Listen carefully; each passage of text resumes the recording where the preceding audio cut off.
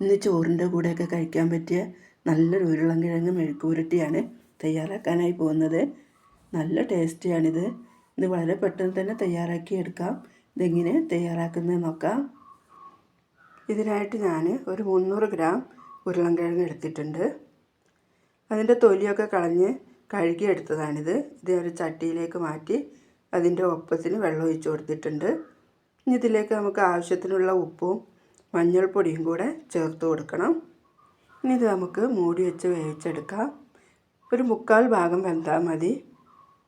ഇനി ഒരു ചട്ടി അടുപ്പിൽ വെച്ച് അതിലേക്ക് ഒരു 2 ടേബിൾ സ്പൂൺ വെളിച്ചെണ്ണ ഒഴിച്ചു കൊടുക്കുന്നുണ്ട് ഞാൻ.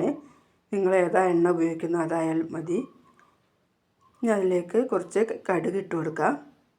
അത് പൊട്ടി വരുമ്പോൾ അതിലേക്ക് കുറച്ച് കറിവേപ്പില, ഒരു 8 ചെറിയ ഉള്ളി ഞാൻ അരിഞ്ഞെടുത്തതാണിത്, അത് ഇതിലേക്ക് ചേർത്ത് കൊടുക്കാം.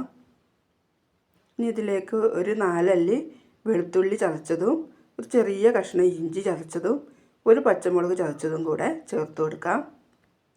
ഇത് ഒന്ന് വഴറ്റിയെടുക്കാം. ഇത് നല്ലപോലെ വഴറ്റി വരുമൊന്നും വേണ്ട.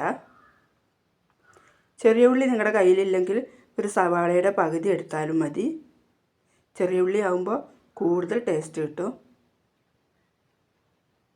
ഇതായിട്ടുണ്ട്. ഇനി ഇതിലേക്ക് നമുക്ക് ആവശ്യത്തിനുള്ള മസാല ചേർത്ത് കൊടുക്കാം.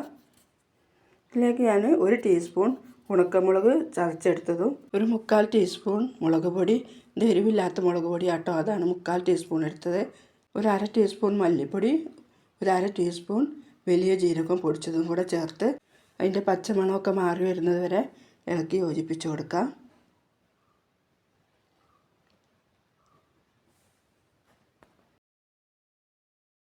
നിങ്ങൾക്ക് എൻ്റെ വീഡിയോ ഇഷ്ടപ്പെടുവാണെങ്കിൽ ഒന്ന് ലൈക്കും സബ്സ്ക്രൈബും കമൻറ്റൊക്കെ ചെയ്യണേ.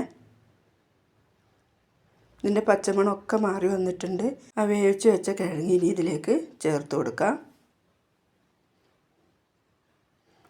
ഇനി ആ മസാലയൊക്കെ ഇതിൽ നല്ലപോലെ ഒന്ന് പിടിച്ചു വരട്ടെ.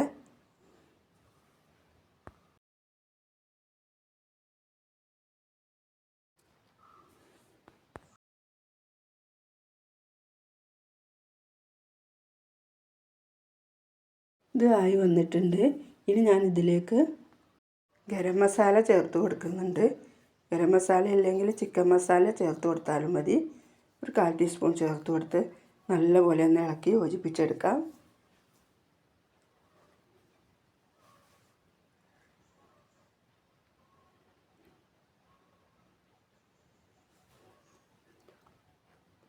ഒന്നുകൂടെ ഇങ്ങനെ യോജിപ്പിച്ച് കൊടുത്തതിന് ശേഷം നമുക്ക് ഇതിലേക്ക് കുറച്ച് കറിവേപ്പിലയും കൂടെ ചേർത്ത് കൊടുക്കണം.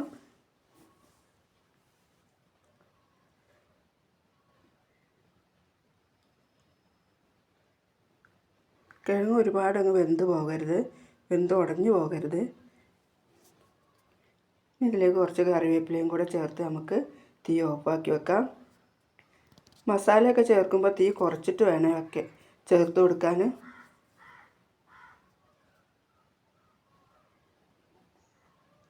ഇതായിട്ടുണ്ട്. ഇനി നമുക്കിതൊരു പാത്രത്തിലേക്ക് മാറ്റി കൊടുക്കാം. നല്ലൊരു ടേസ്റ്റിയായ വിഭവം കേട്ടോ. എല്ലാവരും തയ്യാറാക്കി നോക്കണേ.